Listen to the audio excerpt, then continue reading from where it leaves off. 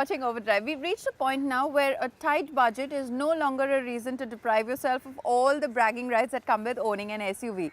In this regard, the Tata Punch has been our pick, but now we're wondering whether the Citroen C3 can change our mind with its unique perspective on this matter. We've now reached a point where having a tight budget is no longer reason enough to deprive you of all the bragging rights that come with owning an SUV. Now the Tata Punch has been a pick in this regard if you have less than 10 lakhs to spare, but can the Citroen C3, which brings a new take on this segment, make a difference? Now Citroen insists on calling the C3 a hatch, but it can more than hold its own against the clearly SUV-inspired Tata Punch with its added 154mm of length. And it's a handsome car with Citroen doing a great job of distilling its family face onto this more affordable package. The Punch also draws inspiration from the Harrier and Safari with its split headlamp look and the two-step grille arrangement. But both use contrasting colors to add more presence, but the Punch is beefed up further with more cladding.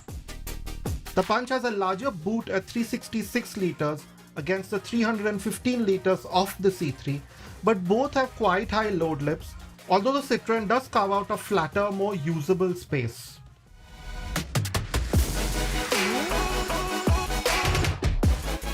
Now with the Punch you get a single 1.2 litre naturally aspirated 3-cylinder petrol engine which makes 86 PS and 113 Nm.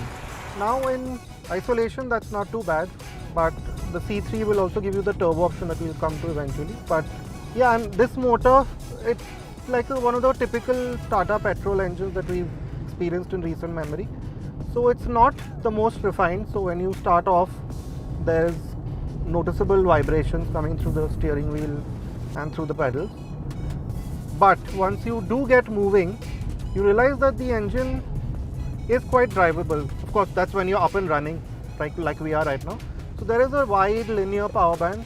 So while in terms of outright pace, it's nowhere close to the C3 Turbo, it's perfectly usable in the kind of conditions you will drive the Punch in. So like you can see, we're just at about 2000 RPM ambling along on these hilly roads, which will translate into you sort of ambling along in traffic quite easily. Of course, overtaking performance is lacking, which means that you will have to, say, downshift a gear or two to get to the kind of performance that you need to make overtakes and so on. And when you start using the gear lever, it's a 5-speed manual. You also get an AMT with the Punch, which you don't with the C3. You notice that the gear shifts there are quite nice. They're light, the gear lever is light, precise, the throws aren't too long. More importantly, the clutch is progressive, it's got a defined, well-defined bite point. So changing gears is not really that much of a hassle. Now we'll get to what is probably the best part of the Punch, the way it rides and handles.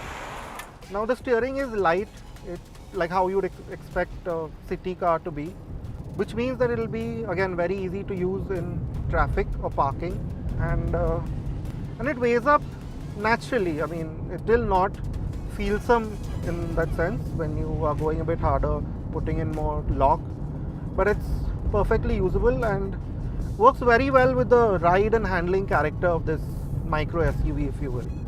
Because the Punch, when you say drive over bad patches like we are right now, it takes them really well. So you'd barely feel any of it. The suspension is very well damped, so very little of it actually filters into the cabin. There's no harsh bumps or jarring sensations coming through to you.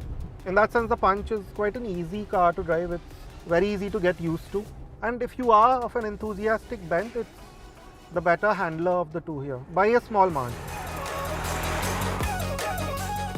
In our real-world mileage testing, we got 16.7 kilometers per litre in the city and 19.7 on the highway with the Punch.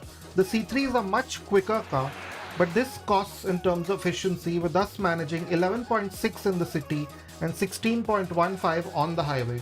Now this is good for a small turbo, but naturally aspirated rivals at this price point are far more frugal. Now you can get the C3 in two engine options, unlike the one that you have in the Punch. So you have a very similar 1.2 litre naturally aspirated 3-cylinder petrol, or what we're driving right now, 1.2 litre turbo petrol, again 3-cylinder. And this motor, this PureTech motor, really is the highlight of the Citroen C3's driving experience, at least in our books, because this turbo petrol, again, it's genuinely impressive in the way it delivers its performance. So to start with, it's quiet, refined. There are not too many stray vibrations. You barely realize that it's a 3-cylinder to begin with. None of those, irritating attributes are there in this motor. It starts off quite cleanly. It's got good low-end torque, unlike the motor in the Punch. Now, turbo lag itself is very well controlled, so you have that clean, wide, linear power band, which makes it again very drivable in the city. Top that, you have quite a good amount of performance with the 110 PS and 190 Newton meters. And as you can see from our 0 to 100 times and our in-gear acceleration times, this C3 will keep up with some much bigger SUVs just in terms of its outright pace. Now the C3, in terms of the way it rides, it can't quite match the softness that the Punch has, especially at low speeds. So it's a bit more European in that regard typically. So you feel the bumps, those typical Indian bumps, potholes, cracks on the road, ditches, a bit more, especially at low speeds in the C3. And at high speeds, there's really not much to choose between the two cars in terms of the way they ride.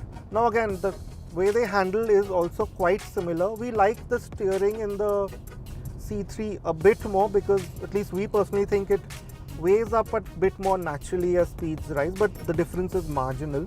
And in terms of handling, the rest of the car, again, it feels solid, it feels substantial, it will stay true to its line largely, so there are no surprises. And over a set of corners, much like the Punch, there's some enjoyment to be had. So if you like driving, then both cars here do have something to offer for you.